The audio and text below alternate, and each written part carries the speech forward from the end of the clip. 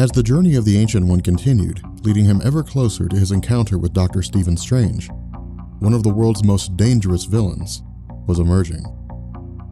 While almost nothing is known about his parents or birthplace, what is known is that as a child, Nathaniel Essex was gifted with an aptitude for intelligence which largely went unexplored until his adolescence. Journeying to Greenwich Park in London, Essex did not view the world like everyone else. Where the citizens of London looked to religion as an answer to their purpose in life, Essex believed that the gods were but one facet of the universe, with humanity moving forward toward its guaranteed future. Applying his intelligence as a means to understand the place of humanity within the cosmos, Essex received a full scholarship to Oxford University, where he pursued a career in biology. Becoming obsessed with evolution, Essex came to believe that humanity stood upon the precipice of change, and that if it had not begun already, a time would come when human beings would begin to evolve. Creating a crude representation of what these future humans may look like, Nathaniel Essex was denounced and exiled from the Royal Academy of Sciences, all the while remaining completely unaware that he was being watched by curious eyes. Despite having lived for thousands of years and traveling to virtually every corner of the world, Apocalypse had remained woefully oblivious to his true heritage. Disguising himself as a benefactor and traveling to London, through their conversations and investigations, Apocalypse came to realize that his powers did not hail from divine intervention, but through a mutation in his genes. Offering Nathaniel the opportunity to continue his experimentations without the restriction of age, Apocalypse used his celestial technology to modify the genes of Essex, allowing him to go forward as Mr. Sinister. Where the journeys of Essex would see him continuing his experiments, on the other side of the Atlantic Ocean, another mutant was emerging. Nestled within Alberta, Canada's Lakeland district, in 1885, James Howlett was born to Elizabeth Howlett and the family's groundkeeper, Thomas Logan. Ignored by his mother and shunned by his father, James spent the early days of his youth under the abusive control of his grandfather, who routinely beat his grandson, believing that a firm and harsh upbringing was necessary. Spending his time with two other children named Rose and Dog, the biological son of Thomas Logan and half-brother to James, as the three grew into adulthood, their attention began to shift to romance.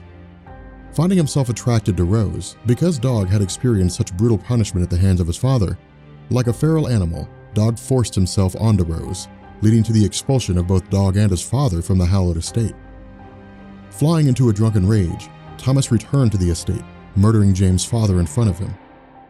Overtaken by grief and rage, the powers of James manifested, resulting in the protrusion of bone claws and a healing factor, after which James killed Thomas and left his home alongside Rose. Moving away from Earth and transitioning to a frontier world in the Crab Nebula, Thanos continued his journey. Living an empty and unfulfilling life, Thanos produced children, looted the worlds of fringe galaxies, and murdered. Failing to fill the void of his life, the more children he produced, the more people he killed, and the more worlds he pillaged, the less he felt. Instead, and despite his best efforts, his thoughts wandered across the vastness of space to the young girl on Titan who guided him towards his first steps in killing. Curious as to her whereabouts, Thanos' attempt to drive her from his mind saw him taking up work on the Horkos, a pirate vessel led by a demented captain. Challenging the captain for leadership of the pirates, Thanos' victory saw him giving into his bloodlust, going forward as the Mad Titan. However, with the mysterious young girl tormenting his every waking thought and every sleeping dream, Thanos took his pirates and returned home in an effort to find her. Back on Earth, the 1793 advent of the cotton gin had marked the midway point of the Industrial Revolution, and where technology was advancing to allow for a better understanding of the world, unbeknownst to all, the entity Sublime watched closely.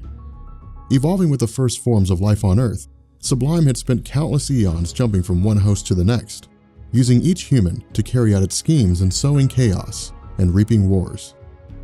However, with the emergence of mutants, the alteration to their genetic code made them immune to the influence of Sublime.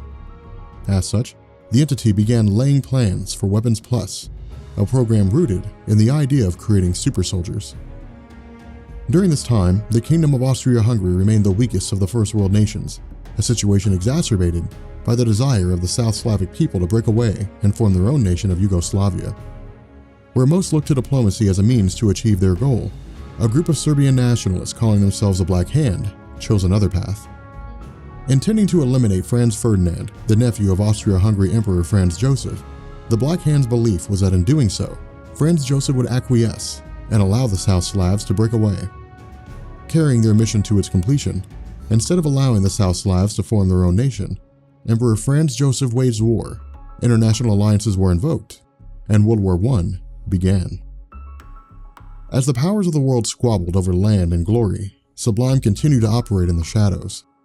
Using the post-World War I chaos of Central Europe to his advantage, Sublime took over the body of a human host, dubbing himself John, and began to manipulate various intelligence agencies around the United States. Arguing that the threat of World War I proposed a legitimate need for superpowered beings who would fight on behalf of the United States, Sublime was given a blank check by the US government, using those funds to bring his vision into reality.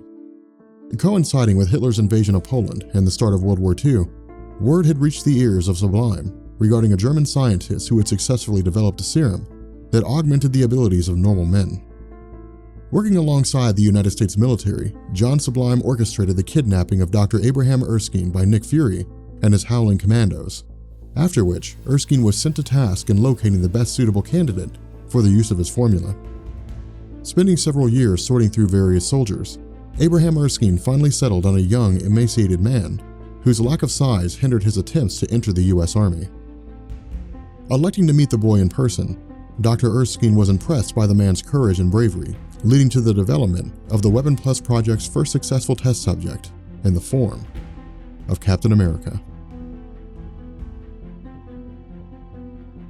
Origins of superpowers are always very interesting.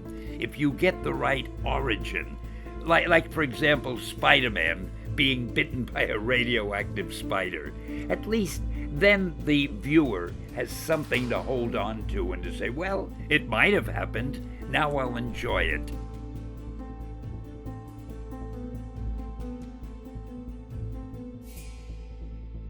I can tell you exactly when Timely Comics became Marvel. The last name they had before they became Marvel was Atlas Comics. And after we did the Fantastic Four, we did the Hulk, Spider-Man, the X-Men, so forth, we suddenly began to realize, hey, we've got fans. So I decided we ought to change the name of the company, get something better than Atlas. And the very first book that Martin Goodman had ever published was called Marvel Comics.